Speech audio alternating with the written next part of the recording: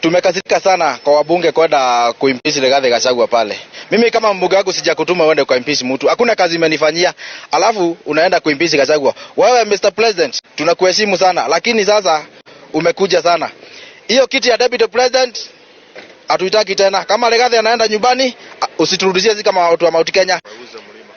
Pea Oscar Sudi, Kamket, na kama uko na related family Mafaruku Kibet ya kuwa Deputy President. Hata namjua vizuri sana. Na Mount Kenya hatukuhitaji tena. Yeah, ama bibi yako. Tumalize na means a lot. President to cool this temperature, political temperature, just to say watu wangu wacheni tuendelee na kazi, kwa sababu hata kazi haijafanyika. Watoto wetu bado hawajui university inaendaje. Hii mambo ya SHAF bado hatujajua ni namna gani. Kuna mambo mengi sana ambayo sisi kama Wakristo na wananchi inatupatia changamoto. Profesa Njuguna Ndung'u, hapa Murang'a mumenipatia chairman ambaye anakusanya ushuru yote Kenya. Anaitwa Bwana Maura, anatoka hapa Kandara. Na nyinyi watu wa Murang'a, waziri wa maji ndio huyu yuko hapa. Kwa hivyo kama kuna watu shareholders wakubwa wa hii serikali ni watu wa Murang'a. Na hiyo kazi nyingine yote tutahakikisha kwamba inatimia. Watu wa Murang'a tumekubaliana? Mnasema tupange ajira vijana hao wapate kazi. Na tupange kilimo yenu. Na tupange Kenyans have reacted to the impeachment of the deputy president in one of the most interesting videos, that is number 1, parading tribal-based appointments in Murang'a and referring to Murang'a residents as some of the shareholders. And that is why we decided to remain objective for the sake of setting the best precedents. I keep on telling our subscribers here that the overhyped shareholding narrative that is now being put on the neck of the deputy president is deep-rooted in Kenya Kwanza administration. I think next time when the DP's defense would be in Senate, they should actually play some of those clips. And elsewhere, after your members of parliament spending the better part of Tuesday yelling and shouting Rigathi must go in parliament, when today there is a serious business that is supposed to be transacted in the House, they are not there. And the House had to be adjourned because the quorum could not be achieved. Remember, at least minimum of 50 MPs should be in Parliament for any business to be done. But MPs were not there, with the report saying that after receiving personal fortunes, they have gone for holidays in their respective areas. And of course awaiting the holiday starting from Thursday. So of course there is a holiday on Thursday, so tomorrow that is. So your MPs are not there, and that's why we said that when there is a serious transaction to be done, even those who've never spoken were in parliament. When serious thing is to be done, they're not there. What next? I want us to look at something that happened today, and the focus is in the Senate. The whole country is waiting for how the upper house is going to engage with the bill. Keep it in this channel. Make sure subscribe, because each and every step of this impeachment, even if it will go up to Supreme Court, we'll make sure we give you a very good breakdown and the best analysis about it. So I want to tell you the steps that this bill is supposed to take from that National Assembly. Then you look at these two critical incidences in the Senate where Sifuna declined to second the motion. And I want to, and make sure you watch this, because I'm going to put it in a context. I've seen what mainstream media are doing. They've just splashed that headline of Sifuna declined to second the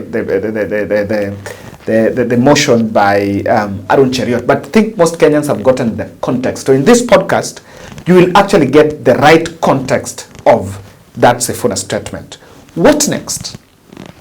After the National Assembly, the Speaker of, after the Senate, the National Assembly, the Speaker was expected, or is expected, to convey the resolution of the National Assembly to impeach the Deputy President to the Senate.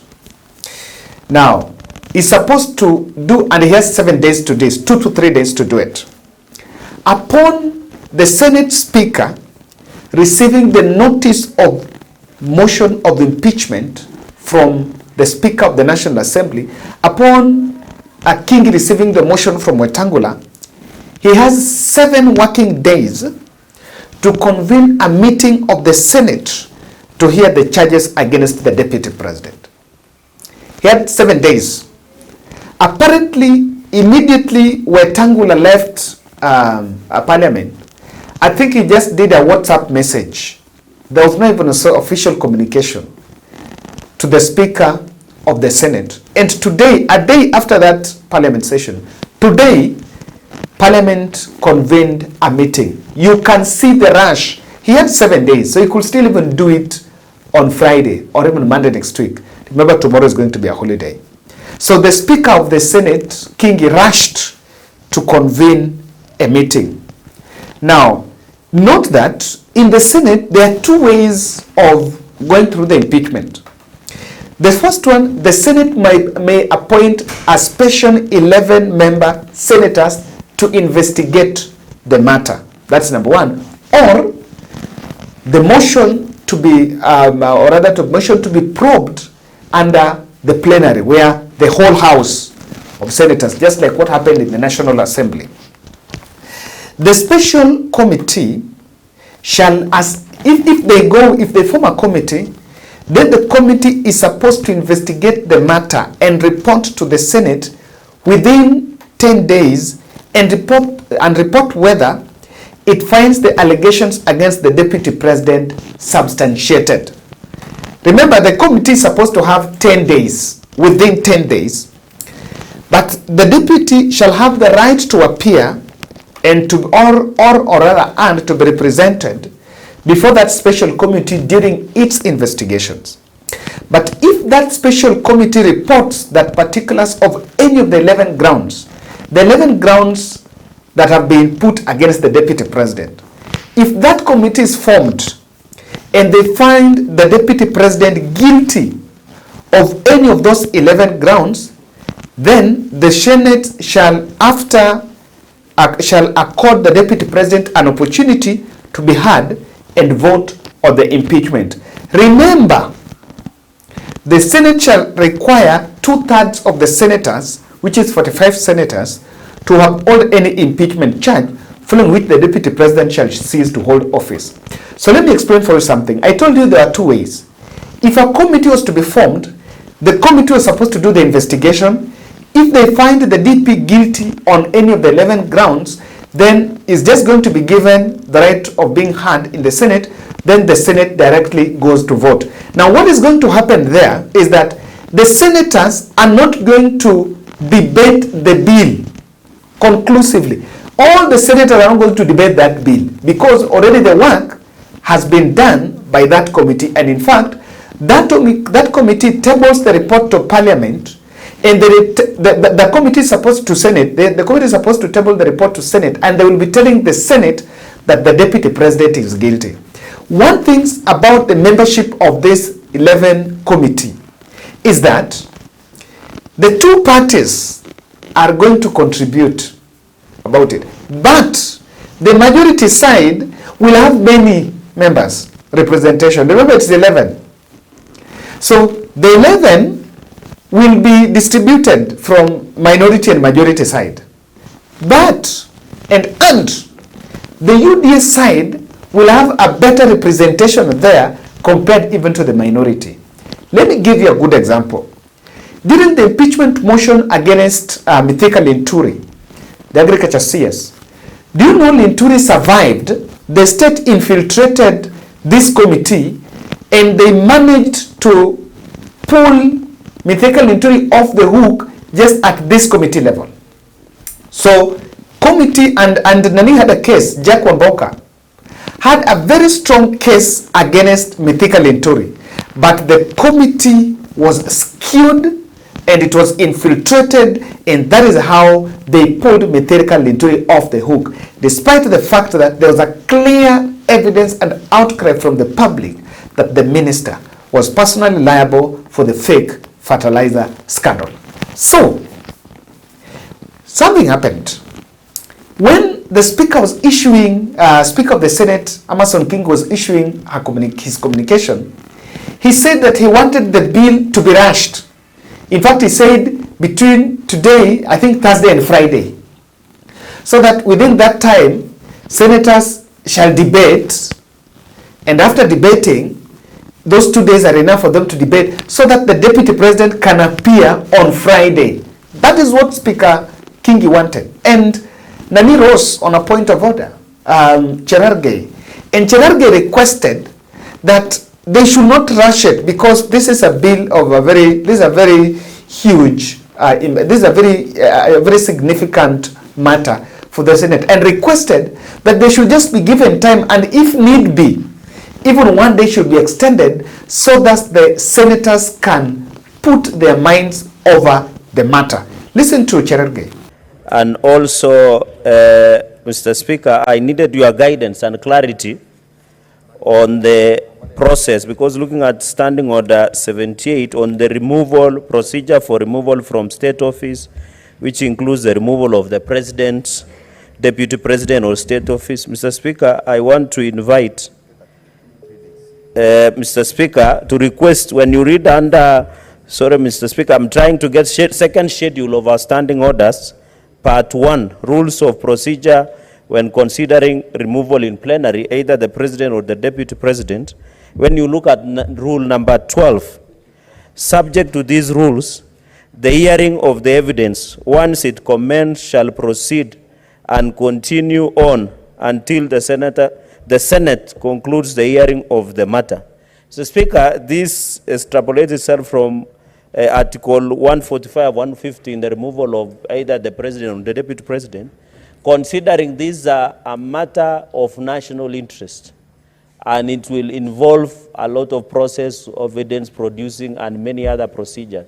So, Speaker, considering the immense, would it be in order to request that, as per your direction, you increase even an extra day? You know, Mr. Speaker, they say justice should not be seen, should not only be seen, but to be seen to be done.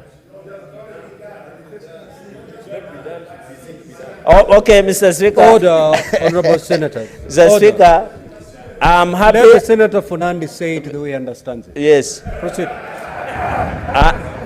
And Mr. Speaker, I am directly translating from my Kalenjin mind, so members will have to bear with. Mr. Speaker, justice should not only be done, but should be seen to be done, Mr. Speaker.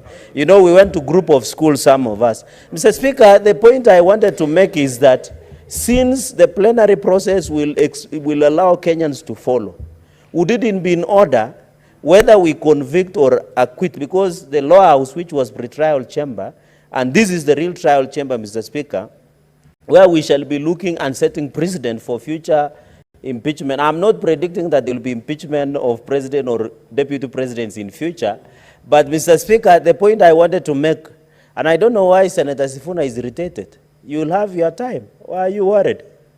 Mr. Speaker, that is what I want to conclude by saying, Mr. Speaker, just add an extra day so that the accusers, which is the National Assembly, can have elaborate time to present their case, and also the Deputy President can have the time to present their case. So that, Mr. Speaker, when they move to another fora, they will have opportunity of having the opportunity of being given a chance and the principles of natural justice. I thank you, Mr. Speaker, and thank you for that indulgence, and I will properly be guided. Thank you.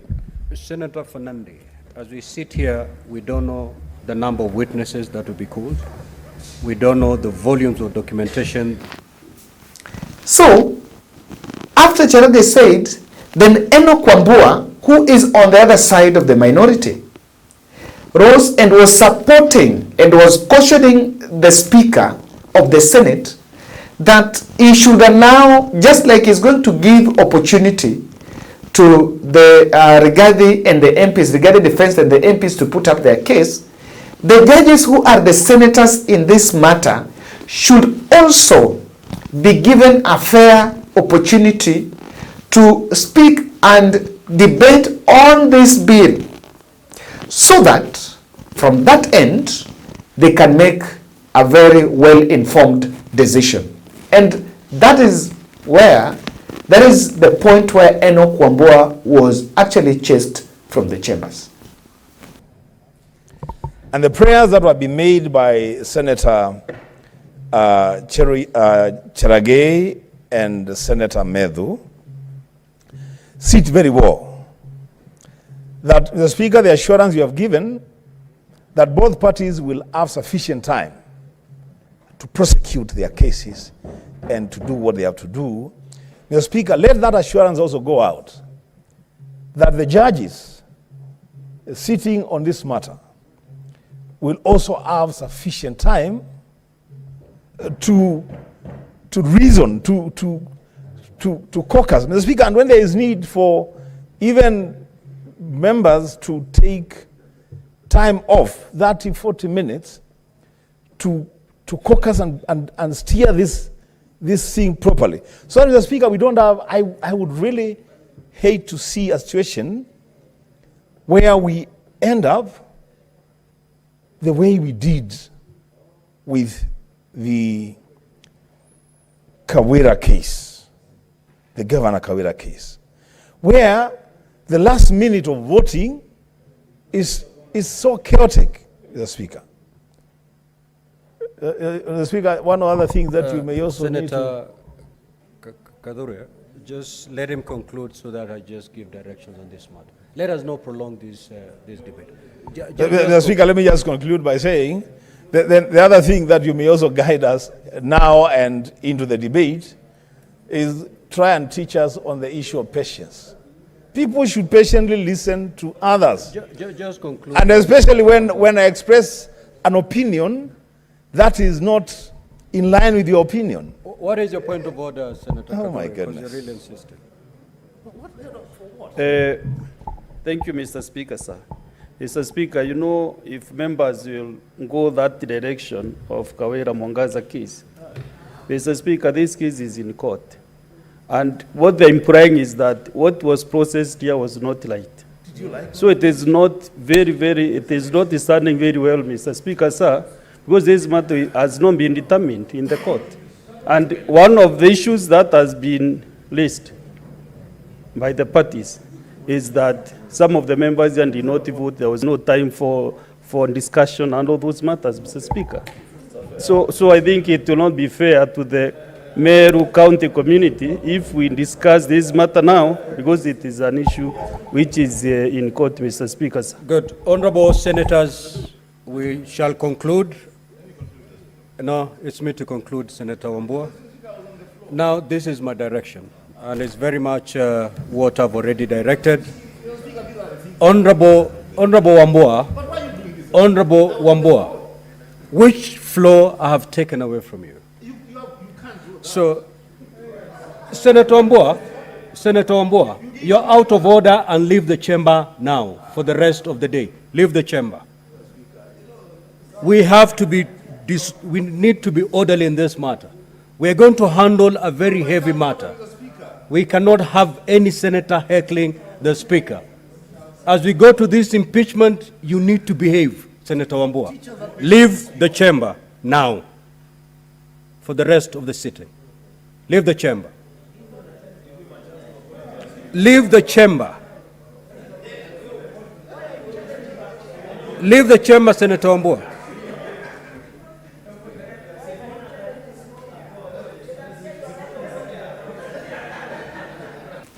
Ladies and gentlemen, so after that, the mover, the majority leader, Aaron Cheriot, Kericho Senator, moved the motion, and I want you to listen to this video because Aaron Cheriot is the majority leader. If you listen to the way he was speaking, very guilty, but the government side was pushing for the Rigathi impeachment in Senate to go the special committee way. Out of blues, Edwin Sifuna pulled one masterstroke and declined to second that motion. Remember, he's on the other side of the minority. He declined to second it, and so it means that the parliament will go full plenary.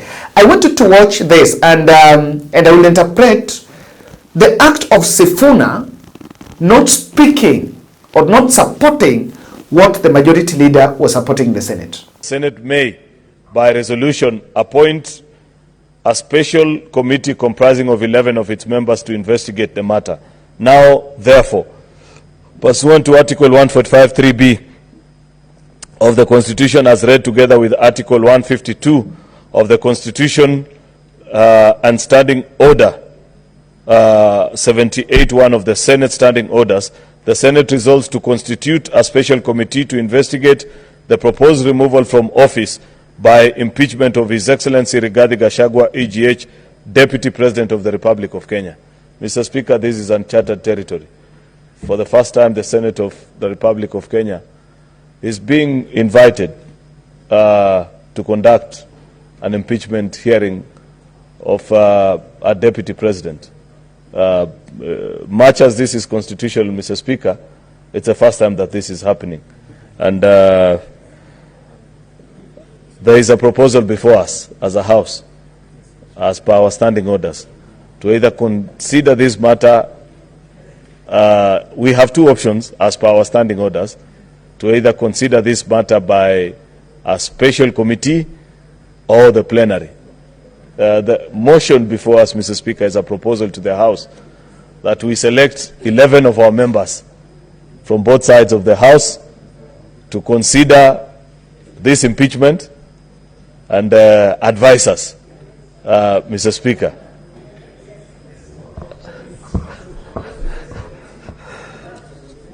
Mr. Speaker,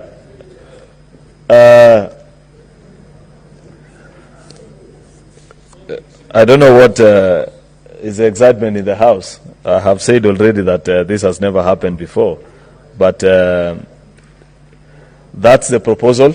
That should we, and I want to urge members to agree with me, that we elect 11 of our wisest and most trusted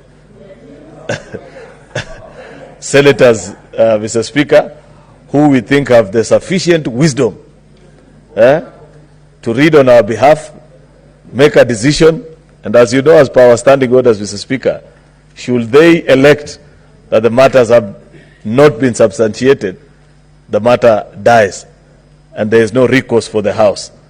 However, should they confirm any of the 11 charges, even one, Mr. Speaker, then they will invite the rest of us to join them in making a decision. Therefore, Mr. Speaker, with those very many remarks, this is not a matter that I want to speak long to, because there is more serious matters that lay ahead with regards to this particular motion, Mr. Speaker. With those very many remarks, I want to invite the Senator for Nairobi, Senator Edwin Watenya Sifuna, to second this motion.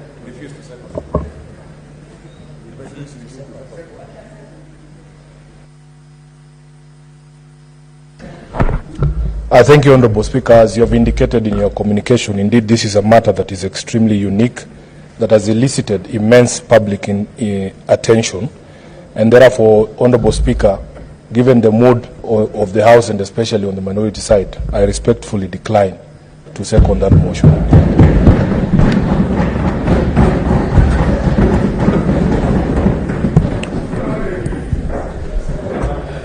Now, Senator Oduor. So, unlike what we saw in the National Assembly, where there were all manner of shouting matches and political conformity between Suna East MP, Junet, and Ishungwa, the Senate is a bit different. And there is something that Sifuna wanted to communicate. Sifuna wanted something that, don't think that we are going to conform to the patterns of the Pan-National Assembly. And it's communicated directly. We want the grounds of fairness. And so, We want all of us to be given that opportunity. He declined, and if you listen to what he said, looking at the mood in the minority had already declined. That means that unlike in the National Assembly, where people went to the joint script, in the Senate, it's a different ball game altogether. Senate is not the politics of conformity. And he declined. He declined that the issue of forming a special joint committee is, and remember, it is not just the Sifuna who is supposed to second. It is the minority, it must not be Sifuna. It is anyone from the minority senators will actually second, but none accepted. Why?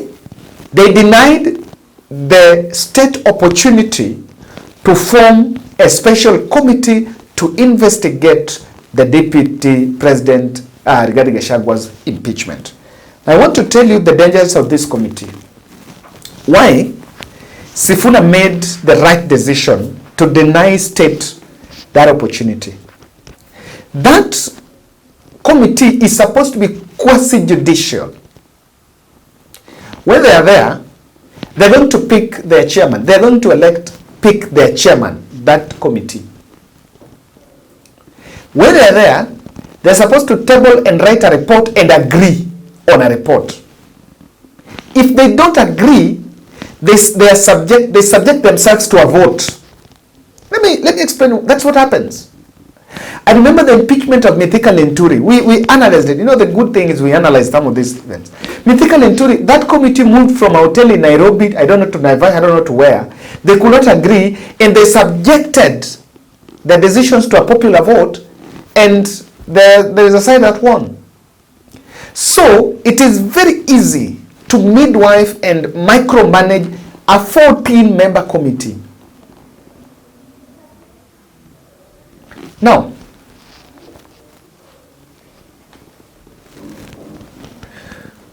what are the dangers of this committee? How would the state manipulate their way throughout the committee? They will be able to plot Rigathi's ouster from there. I'm telling you, when you have 14 people, 11 people that are supposed to decide this, they were going to